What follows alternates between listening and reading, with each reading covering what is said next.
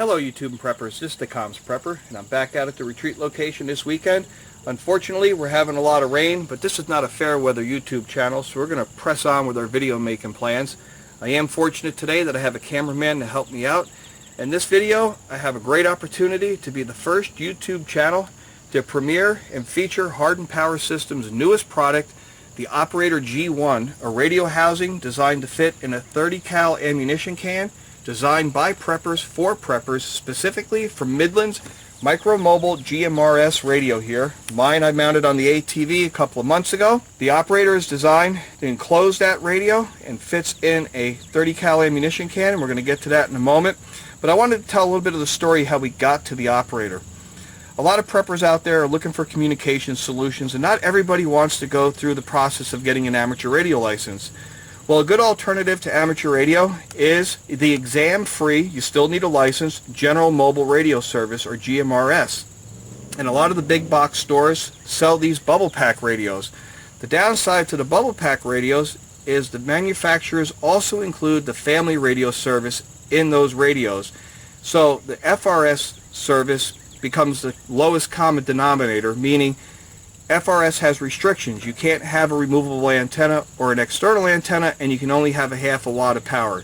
So when the manufacturers bundle FRS with GMRS, you're only getting a half a watt radio, maybe, sometimes less, and you can't remove the antenna. Well, Midland hit the nail on the head when they released the Midland Micro Mobile. They left the FRS service out of the radio, and this is a GMRS only radio.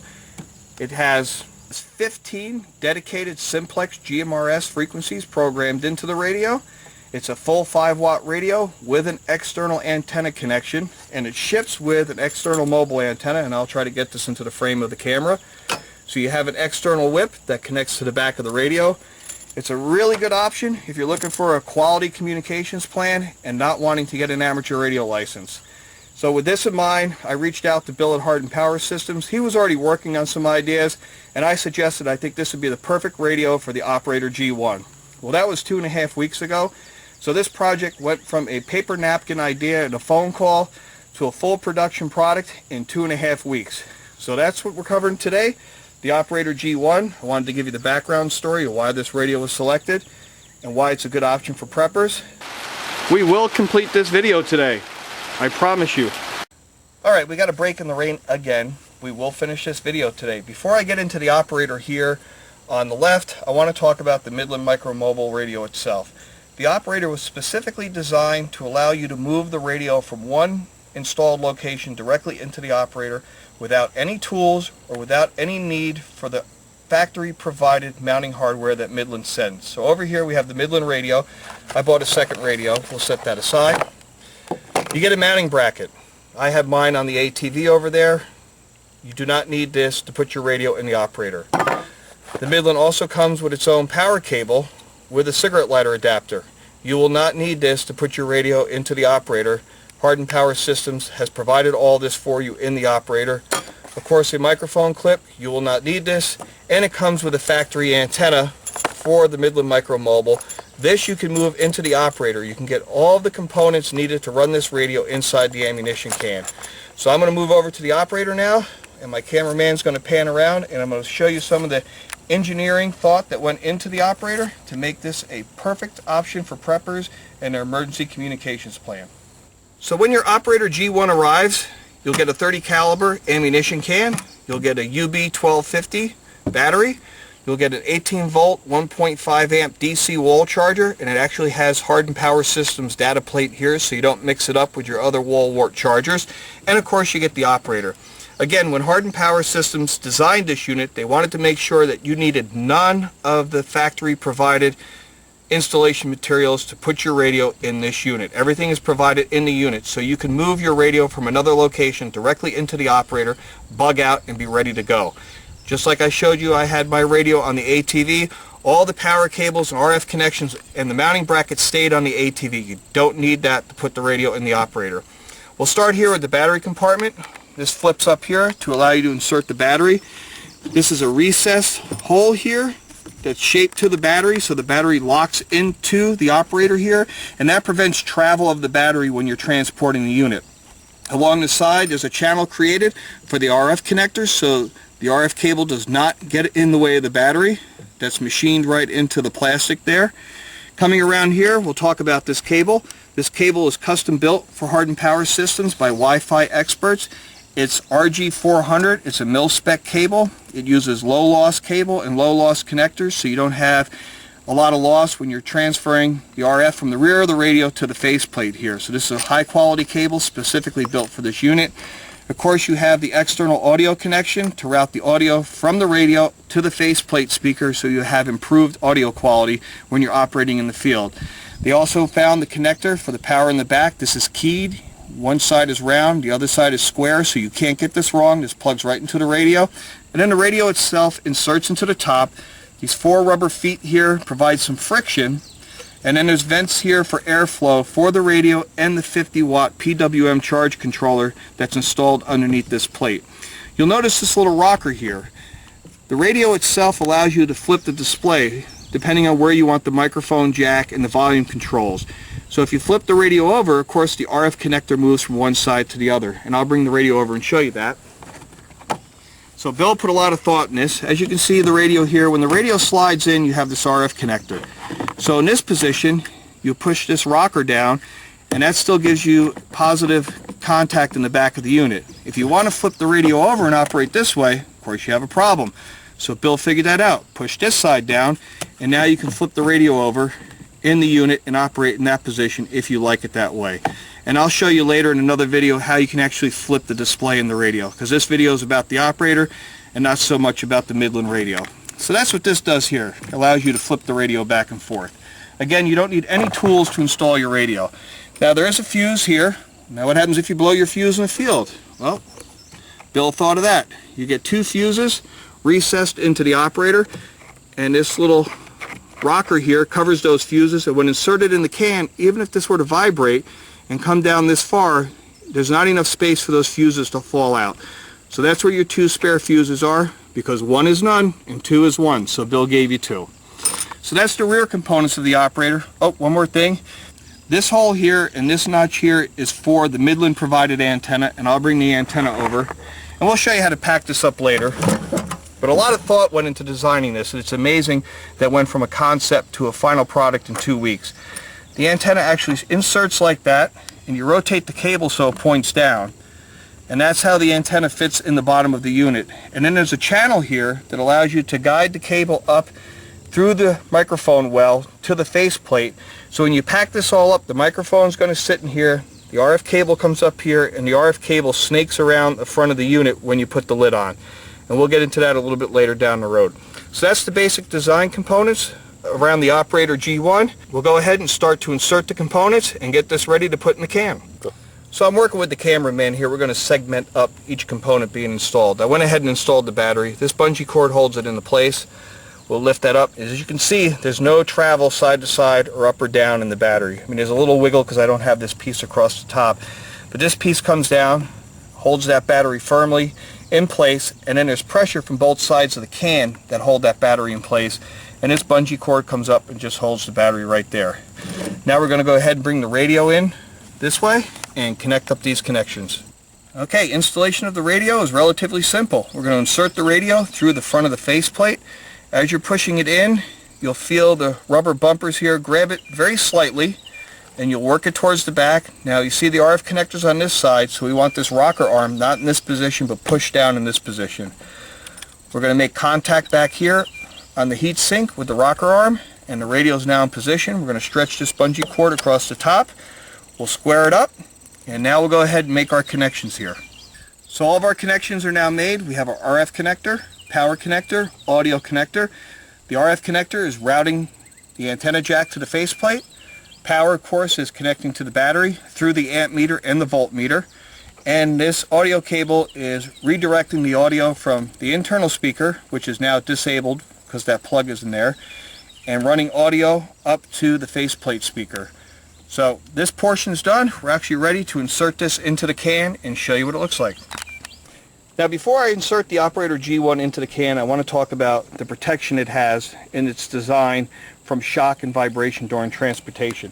In the bottom of the can is mil-spec foam rubber, that cushions the entire operator unit as you insert it into the can. On the faceplate of the operator are 4 rubber bumpers, and they're perfectly matched just to touch the bottom side of the lid. So as you insert the operator into the can, you can feel some cushion in the bottom, and when you close the lid was ever so slightly pushed down on these bumpers, pushing against the foam rubber in the bottom, allowing the operator and the radio to gently travel just a little bit inside the can should there be a lot of shock or vibration. So you'll notice that when you're inserting the operator in, as it gets towards the bottom, it'll feel a little spongy as the edge of the operator begins to bind with the lid of the can here. So let's go ahead and get that inserted, and we'll show you what that looks like.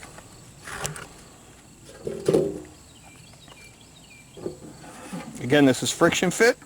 So right now I'm starting to feel the sponginess of the foam rubber in the bottom.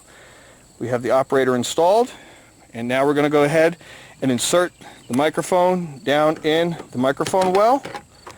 And this is where your antenna and microphone cable kind of coil up here in the faceplate before you go ahead and close the lid. So I'll go ahead and get this cable coiled up, and we'll show you what it looks like before we close the lid.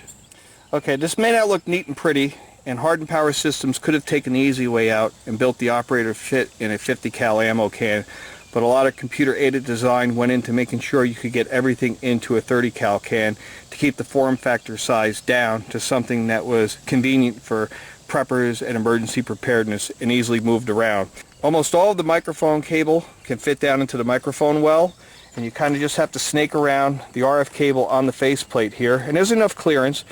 So when you're closing the lid, you want to make sure you don't pinch that RF cable. So provide it a little bit of guidance. Bring it over, snap it up, and there you have it. Your GMRS, Midland Micro Mobile Radio, with factory provided antenna, power supply, solar power charge controller, amp and voltmeter, external speaker, external antenna jack, all contained in a 30 caliber ammunition can. Here we have a typical field setup of the operator G1. I brought along my flexible solar panel to show you how you can use a solar panel to connect to the operator, keep the battery charged. The operator does not come with a solar panel, but Hardened Power Systems does sell a 25 watt flexible solar panel that can complement your operator G1. We also have the Midland provided whip antenna connected to the external RF jack on the front of the operator. It's a magnetic antenna, so what I've done here is I've actually stuck it to the lid of the operator, and I'm using that lid as a ground plane. So the lid has a purpose even when it's not protecting the radio or the operator during transportation. We're going to use that as a ground plane with the factory provided antenna. Of course, we took the microphone out of the microphone well. Now we're going to talk about the faceplate here. A lot of thought went into this faceplate. The first thing is your GMRS license. When you get it, the FCC is going to assign you a call sign. I can never remember my GMRS call sign. So there's a little spot here on the faceplate that you can write your call sign in. I have mine there, WQRC 895. Also, not all GMRS radio manufacturers assign the frequencies and the channel numbers the same in the display. So one manufacturer's radio channel 1 might be different than another channel 1 in another manufacturer's radio.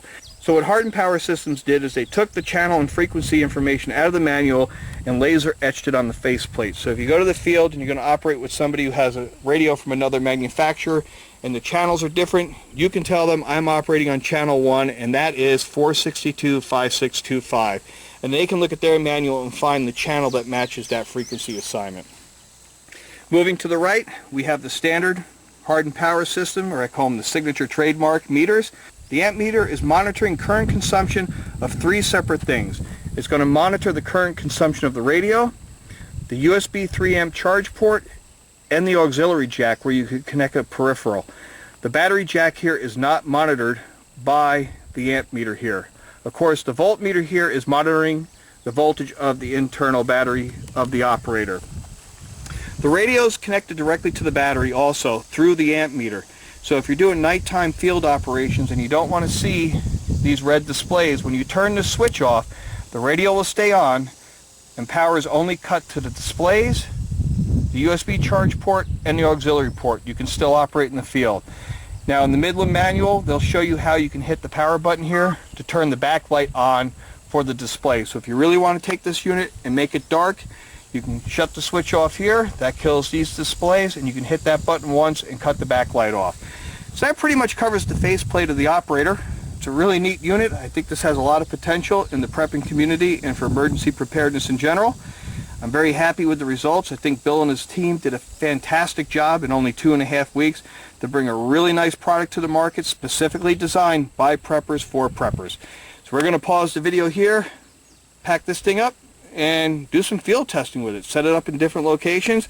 Some might be videos. I think I'm going to do a lot of photographs and just show you this in a natural environment, bugging out on the ATV. We'll take it down in the river, get it wet, and show you the potential of the operator. Be right back, guys. Waterproof while the lid is on. Let's get our operator, rinse it off, and get operating. Alright, let's rinse this off so we can get operating. That's clean. Let's take this to the field. Alright guys, we bugged out on the ATV on one of my old orchard roads here at the retreat location. We're at an undisclosed location on the mountain. Found a nice shaded area to set up the operator G1 with Midland's Micro Mobile GMRS radio. We have the factory antenna stuck to the top of the lid, serving as a ground plane. Now, the one radio operator I'd hoped could help today make videos had to leave the mountain. He has the GMRS license, so I had to get somebody to stand in who does not have a GMRS license. So they're using an FRS radio. So we're on the same frequency. They're operating in FRS mode. I'll be operating in GMRS mode. So I'll have to use my GMRS call sign. So I'm going to switch hands with the camera here and place a call down to the base camp and see if they can copy. Base camp, this is WQRC 895, radio check, over. WQRC 895, this is base camp, radio Lima Charlie, over. Base camp, this is WQRC 895, I have your station loud and clear, thank you for the radio check, no further traffic, out. Okay, there we have it, a good field demonstration of the Midland Micro Mobile GMRS radio, encapsulated and protected by Hardened Power Systems' newest product, the Operator G1 radio housing, specifically built for the Midland radio, designed by preppers for preppers. And as always, thank you for watching my videos and subscribing to my channel. This has been the Comms Prepper introducing the Operator G1, and this will not be the last time you see this on the channel. Thanks for watching, guys.